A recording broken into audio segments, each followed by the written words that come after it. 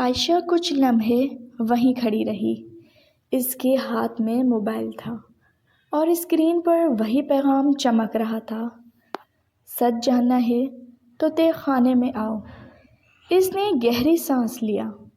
یہ کوئی مذاق نہیں ہو سکتا۔ کسی کو معلوم تھا کہ میں یہاں آؤں گی۔ وہ سیڑھیوں سے نیچے اتری۔ حویلی کا نچلا حصہ زیادہ تاریک اور خاموش تھا۔ دیواروں پر پرانی تصویر لگی تھی جن پر گرد جمع ہوئی تھی، مگر عجیب بات یہ تھی کہ فرش کے ایک حصے پر گرد نہیں تھی، جیسے وہاں سے بار بار کوئی گزر رہا ہو۔ اسے ایک کونے میں لکڑی کا دروازہ نظر آیا۔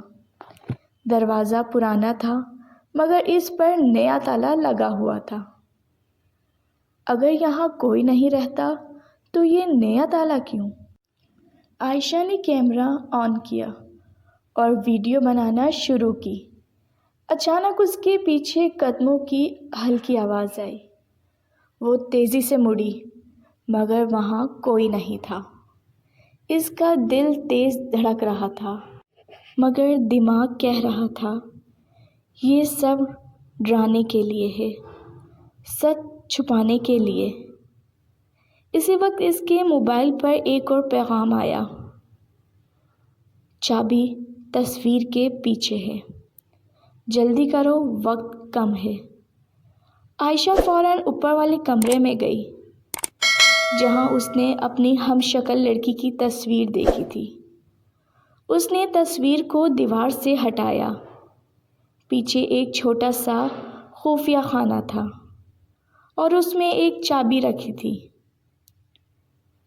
اس کے ہاتھ کانپ گئے۔ یہ سب میرے لیے کیوں رکھا ہے؟ وہ نیچے واپس آئی اور چابی تالے میں لگائی۔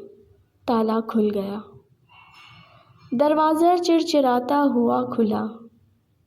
اندر سیڑھیاں نیچے جا رہی تھیں۔ ٹھنڈی ہوا کا جھونکا آیا۔ عائشہ نے موبائل کی لائٹ آن کی اور نیچے اترنے لگی۔ تہ خانے میں پہنچ کر وہ حیران رہ گئی۔ وہاں پرانا سامان نہیں بلکہ ایک کمپیوٹر فائل اور جدید کیمرے لگے ہوئے تھے، جیسے کوئی خفیہ دفتر ہو۔ یہ تو کسی کی نگرانی کا نظام لگتا ہے۔ اس نے ایک کمپیوٹر آن کیا۔ اسکرین پر مختلف لوگوں کی ویڈیوز تھیں۔ شہر کے اہم افراد، سیاستدان، تاجر، اور پھر اس نے اپنی ویڈیو دیکھی۔ وہ چونک گئی۔ ویڈیو اس وقت کی تھی جب وہ اپنے دفتر میں بیٹھی تھی، مطلب کوئی کافی عرصے سے اسے بھی دیکھ رہا تھا۔ اس کے پیچھے آواز آئی، آخر تم پہنچ ہی گئی۔ عائشہ آہستہ سے مڑی۔ سامنے ایک شخص کھڑا تھا۔ چہرہ آدھے اندھیرے میں تھا۔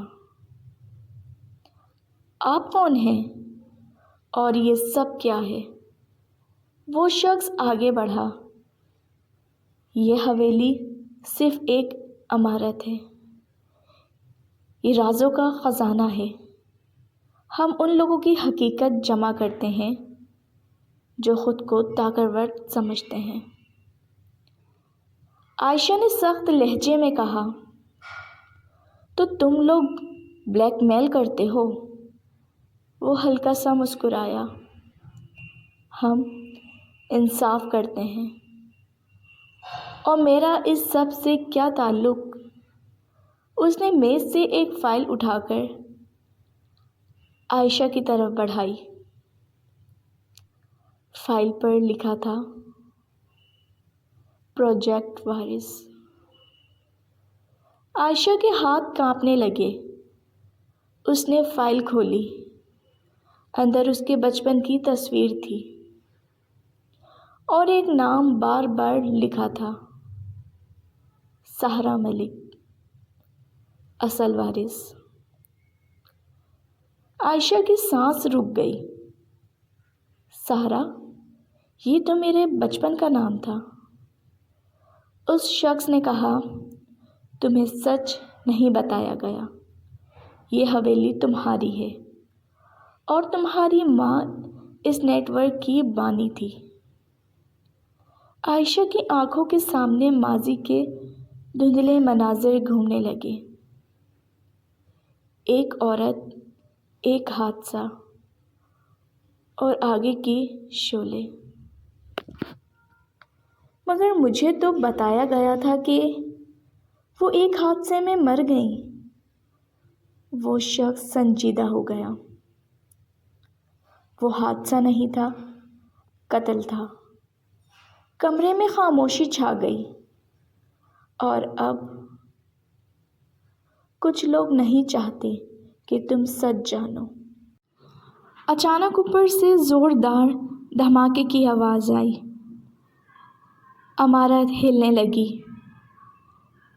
انہوں نے ہمیں ڈھونڈ لیا ہے، وہ شخص چلایا۔ عائشہ نے مضبوط لہجے میں کہا، نہیں، اب میں بھاگوں گی نہیں۔ اگر یہ سب میرا ماضی ہے تو میں اسے ختم کر کے رہوں گی۔ باہر سائرن کی آواز گونجنے لگی۔ کیا عائشہ اپنی ماں کے قتل تک پہنچ پائے گی؟ کیا یہ نیٹ ورک واقعی انصاف کے لیے ہے یا ایک خطرناک کھیل؟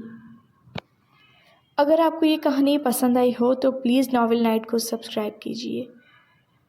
رکھیے گا اپنا بہت زیادہ خیال۔ کل ملوں گی نئی کہانی کے ساتھ، اجازت دیجیے۔ اللہ حافظ۔